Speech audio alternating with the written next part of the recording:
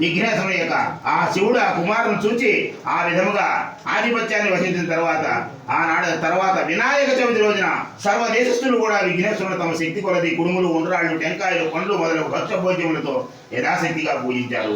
విఘ్నేశ్వరుడు సంతుష్టి అయి తాను భుజించి మిగిలినవి తన వాహనమైన ఎరుపుకి ఇచ్చి మిగిలిన చేత కొట్టుకున్న ముక్తాయాసంతో కైలాసములకు వచ్చి మాతాపితులకు పాదాభివందన చేయటానికి సంకల్పించగా శరీరం సహకరించక నానా అవస్థలు పడుతుండగా శివుడు శిరస్సునందు ఉన్న చంద్రుడు ఆ దృశ్యమును చూసి పటాపటా నవ్వేటండి.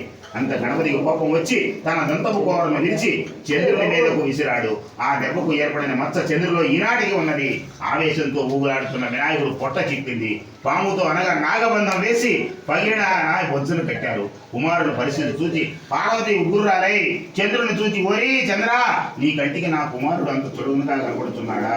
అందగాడు అనుకుంటున్న నిన్ను చూసిన వారు నీలాప నిందలు కలుగుతాయని శపించగానే అప్పుడు శ్రీకృష్ణుడు ఆ రోజున వినాయక చవితి రోజున క్షీరప్రియుడు చేత పాలలో ఆ యొక్క స్వామివారి యొక్క చంద్రుని చూసేసరికి నీలాప నిందలు కలిగినాయట. అందువలన ఆ రోజున